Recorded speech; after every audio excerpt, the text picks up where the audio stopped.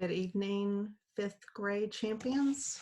We're back with Falcon Wild, and we are in the midst of a wild experience as our main character finds herself alone after a car accident that's left her father in a really bad situation.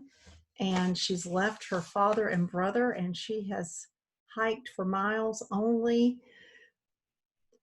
to arrive at a dead end. A dead end. There's no road where she thought there might be a road. So here we are, chapter 8, page 49. My water bottle is half empty. Half full, that's what I should be thinking. Positive. The bottle is half full. And I'm about to walk onto the highway, and there will be a nice family resting on the side at a picnic stop. They'll hand me an ice cold Coke and let me borrow their phone to call Mom, and then we'll drive around to our van. Yes, that's what's going to happen as soon as I crest that ridge. I've been telling myself this ever since I climbed over the berm at the end of the road. The highway has to be there because I don't have much daylight left. I hold my hand up to the sun, closing one eye to count how many fingers between the sun and the horizon. 3 fingers. Dad taught us it's roughly 15 minutes per finger before sunset. So I know I have less than an hour. The air has changed around me. The smells of cooling earth are lifting with the approaching dusk. The red color of the rock seems more vivid, less washed by the bright sun.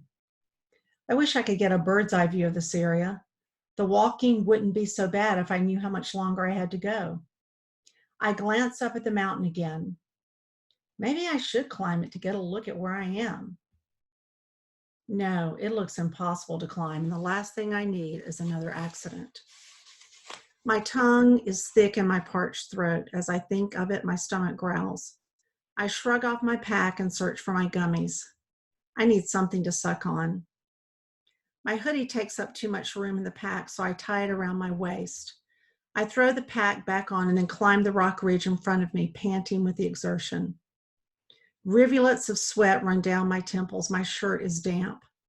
I finally crest the top and pull off a shoe to empty the rocks.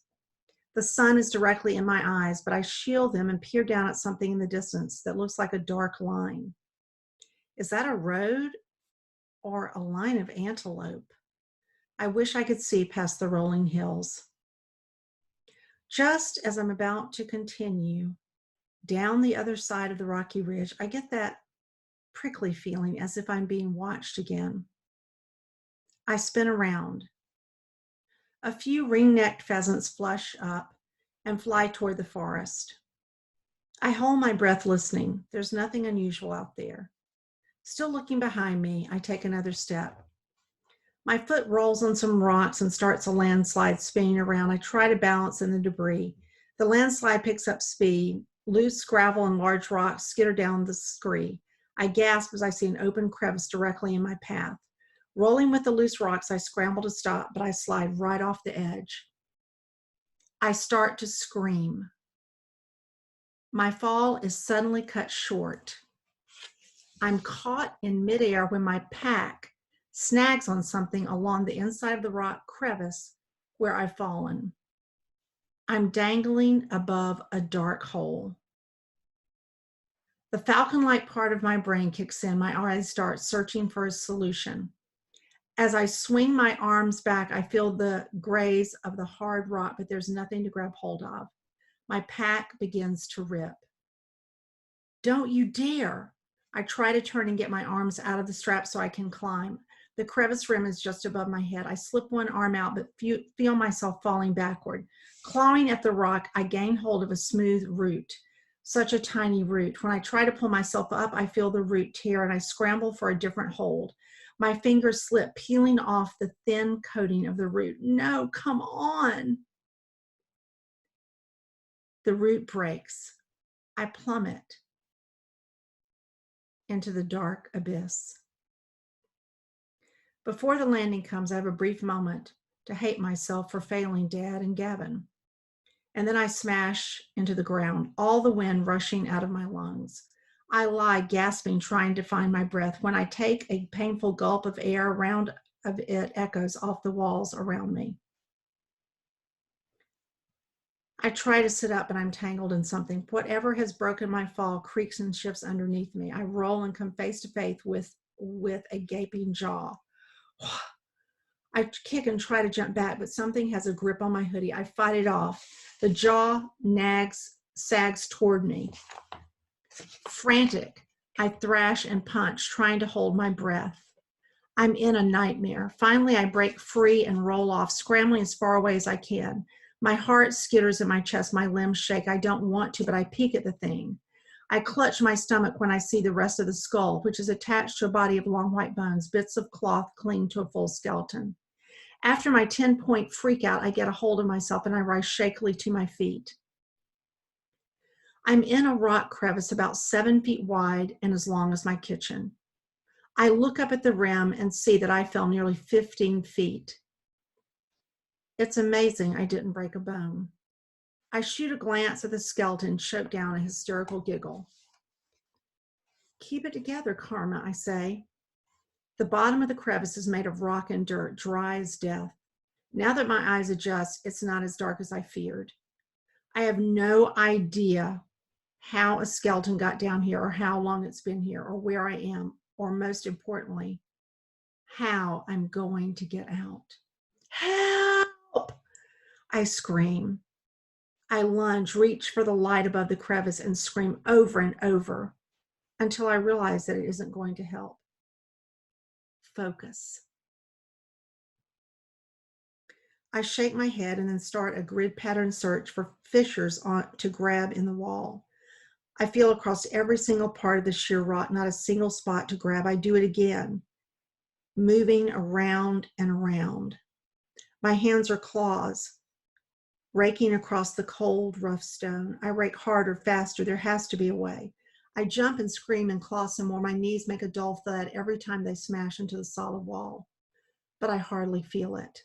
My breath comes in short, rapid pants. I keep trying to climb until I'm dizzy and exhausted.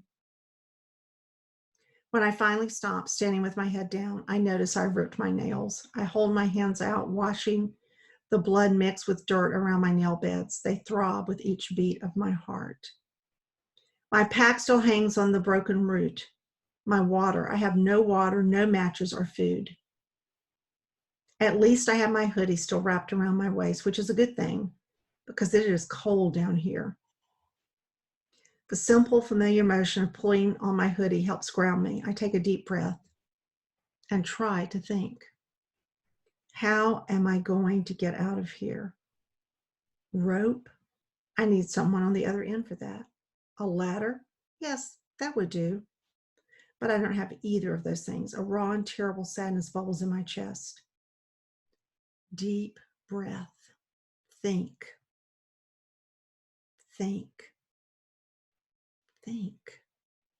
I knock my forehead with a fist. The answer to my question is plain.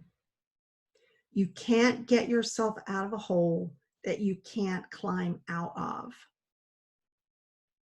I rub my hands over my jeans and then remember something. I have it in my back pocket. I pull it out and stare at the folded paper fortune teller, Gavin. And then you die. My brother's words bounce in my brain. No, not like this. I prefer getting hit by the turnip truck to dying in this place all alone. Keep breathing. If I concentrate on breathing, I won't have to dwell on what I've done. But I can't escape it. I'm trapped. And Dad and Gavin are sitting in the van waiting for me.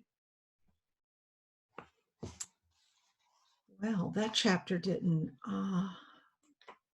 help resolve her dilemma, and now she's stranded 7 feet below in a crevice, a very large crevice. We'll have to see what happens. So that was chapter 8 and 5th grade. We will begin with chapter 9, page 55 tomorrow. Thank you so much, and see you tomorrow.